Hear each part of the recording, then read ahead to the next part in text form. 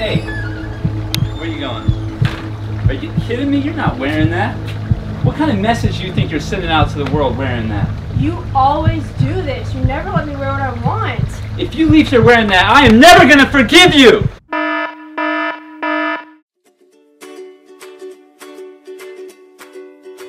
Hi, my name's Nathaniel. And I'm Sutton. We're a couple, and that is not how you argue.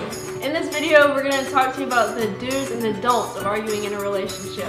And we're not saying we're experts or anything, but this is what we've gathered through trial and error, what we observed in other people's relationships, and what we believe God teaches us on how to treat one another. So we hope this helps you. Don't do the flipperoo. That is when your partner tries to tell you something that they don't like or something that you're doing wrong, and instead of listening to them and trying to be understanding, you just lash out and try and turn it around to be about what they're doing wrong. You know, your stubbornness is really getting on my nerves. Every time I tell you you're doing something wrong, you don't want to apologize because you're so prideful. Well, I always tell you to put the toilet seat up, but you don't see me getting my panties in a wad.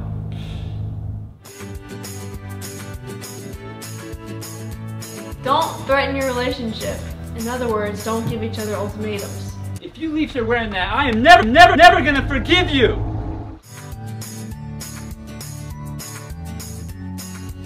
Don't assume the worst or start accusing your partner before you know the full story. He should be home by now. He knows we had dinner plans. This has been the plan for weeks. I'm sure he's just hanging out with the guys before leaving work. Don't use the words always or never. You always do this. You never let me wear what I want. If you don't go to bed angry. What's wrong? You just acted like a real brat today. Yeah, that's always my fault.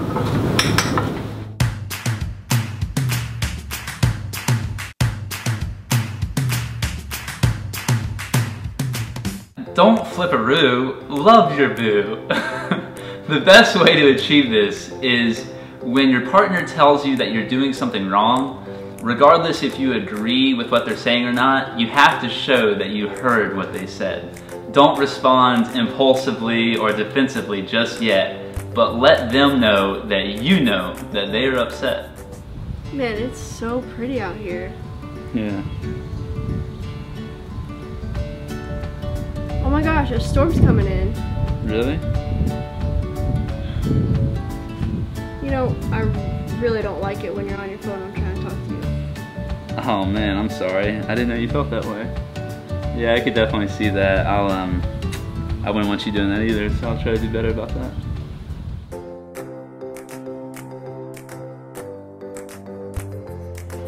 Do show your partner that you are willing to overcome any challenges that you may face. The words break up or divorce should be removed from your vocabulary. I hate it when you walk away. I don't know why you do that, but gosh, I know we're gonna get through this. Do hope for the best and ask questions before your imagination gets out of hand. Gosh, he still hasn't answered me. Well, I guess he had a meeting at work that maybe ran late or something.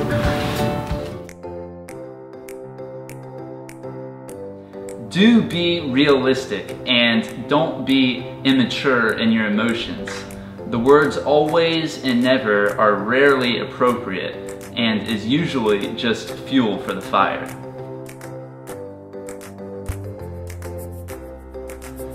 Do be the first one to reconcile. Jesus was a great example of this. He was always in the right, yet he was the one to reach out and try to make things better. This can be a very, very difficult thing to do, yet extremely beneficial. Also, another helpful tip is pray with each other before going to sleep. It's nearly impossible to be angry at someone you're actively praying with. What's wrong? Nothing. You know, I know today was rough, but I think we should say a prayer together.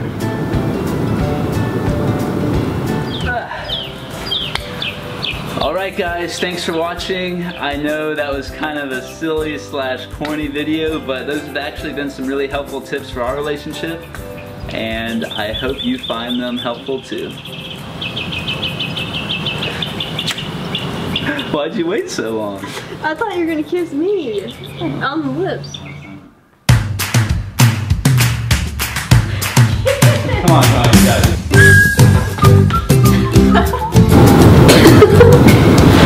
You want to ask me like what's wrong?